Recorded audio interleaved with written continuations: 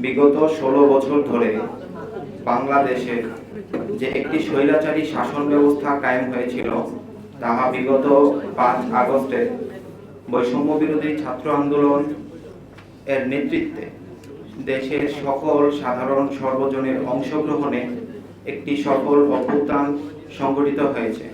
এর জন্য আমরা সর্বপ্রথম আল্লাহর দরবারে শুকরিয়া জ্ঞাপন করি, আলহামদুলিল্লাহ। আমি বলতে চাই, এই যাত্রা, এই পথটুকু আমাদের জন্য মোটেও মসৃণ ছিল না।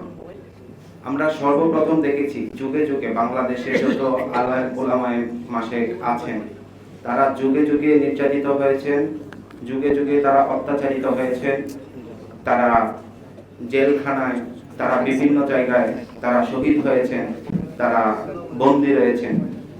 আমরা শেষ পর্যন্ত দেখেছি 2013 সালে যে শাপলা চত্বরের ট্র্যাজেডি আমরা এখনো ভুলে যাইনি। সেই তাজা রক্তের দাগ আলেম ওলামাদের গায়ে এখনো পর্যন্ত লেগে আছে। সাধারণ মানুষজনের মনে এখনো পর্যন্ত আমাদের রক্তক্ষরণ হয়। শুধু এখানেই শেষ নয়, আলেম ওলামায়ে কেরাম যখনই বিভিন্ন সরকারের স্বৈরাচারী সিদ্ধান্তের বিরুদ্ধে, স্বৈরাচারী কার্যক্রমের বিরুদ্ধে যখনই তারা সোচ্চার হয়েছে, তারা মুখ খুলেছে, তাদেরকে বিভিন্ন ধরনের হুমকি, হামলা মামলা দিয়ে তাদেরকে দমন পীড়ন, কি পরিমাণ অত্যাচারের স্ট্রিম রোলার যে তাদের উপর চালানো হয়েছে, তাহা আপনি আমরা সকলেই কম বেশ খুব ভালো করেই জানি।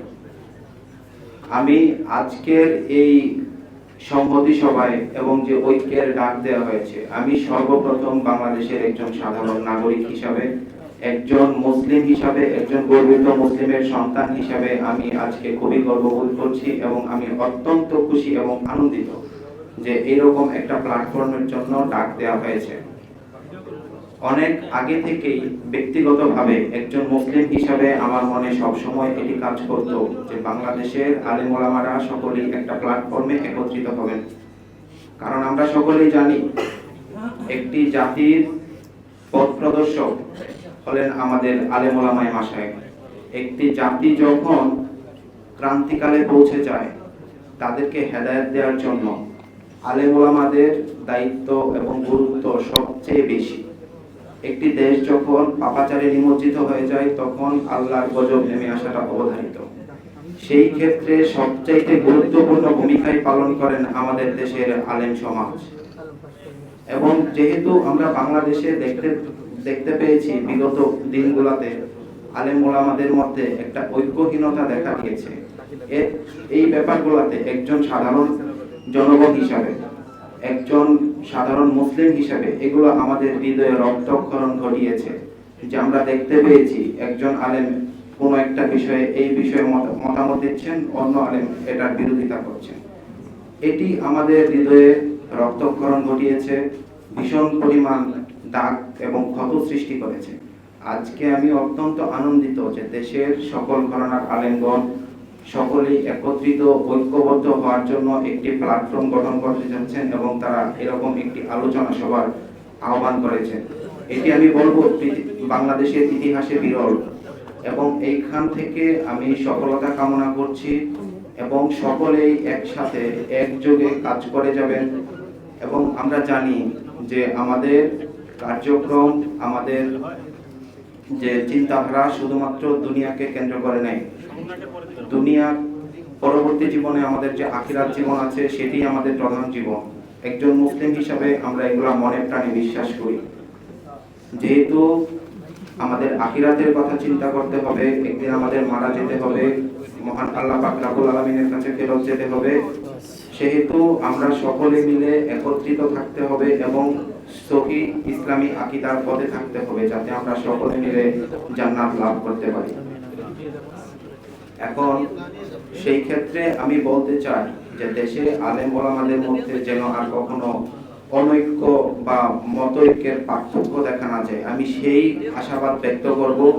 এবং আমি আমার ওস্তাদ তুল্য, আমার শিক্ষক তুল্য যারা আলেম ওলামায়ে মাশায়েখ আছেন, সকলের প্রতি আমি আহ্বান করব যে আপনারা দেশের সাধারণ জনগণ যারা আছে, যারা কিনা ইসলামের আলোর পথ থেকে দূরে আছেন, যারা গোমরাহ পথের দিকে চলে যাচ্ছেন, তাদের প্রতি আপনাদের যেন মেহনত অব্যাহত থাকে, তারা যেন ইসলামী চিন্তাধারায় ঢুকতে পারেন, অতি সহজে যেন তাদেরকে ইসলামী পথে ফিরিয়ে আনা যায়। তাতে আমি বিশ্বাস করি দেশে দুর্নীতি, অন্যায়, অবিচার, মদ, খুন, ধর্ষণ, রাহাজানি কোনো কিছুই আর থাকবে না। ইসলাম মানুষকে ভালো পথে থাকার শিক্ষা দেয় এবং আমি বিশ্বাস করি যখন আলেম ওলামায়ে কেরাম সকলে একত্রিত হয়ে সাধারণ মানুষজনের জন্য একত্রিত হয়ে কাজ করবেন, তখন এটা আমাদের দেশের জন্য মঙ্গল, জাতির জন্য মঙ্গল। দুর্নীতি, অন্যায়, অবিচার, অশ্লীলতা কখনোই ইসলাম স্থান দেয় না। যখন দেশের সকল মানুষজন আলেম ওলামাদের ডাকে একত্রিত হবেন, সকলেই যখন ইসলামী চিন্তায় একত্রিত হবেন এবং সকলেই যখন ইসলাম ধর্মের প্রতি একাত্মতা পোষণ করবেন, তখন আসলে ইসলামী শাসনতন্ত্র কিংবা ইসলামী শাসন ব্যবস্থা কায়েম করার জন্য কোনো আন্দোলন করার প্রয়োজন নেই, তখন অটোমেটিক্যালি কায়েম হবে। আমি আহ্বান করব যে সকলেই যেন আমাদের সাধারণ জনগণ যারা আছেন তারা কিভাবে ইসলাম এবং সঠিক ধর্মের পথে থাকতে পারেন সেই ব্যাপারে সকলেই কাজ করে যাবেন এবং সকলেই আমাদেরকে গুমরাহ পথ থেকে রক্ষা করবেন এবং আলেম ওলামাদের ঐক্য বজায় রাখবেন, এই আশাবাদ ব্যক্ত করছি। এবং এই আশাবাদ ব্যক্ত রেখে আমি আমার আজকের মতো সংক্ষিপ্ত বক্তব্য শেষ করছি। ওয়া আখিরু দাওয়ানা আসসালামু আলাইকুম ওয়া রাহমাতুল্লাহি ওয়া বারাকাতুহু।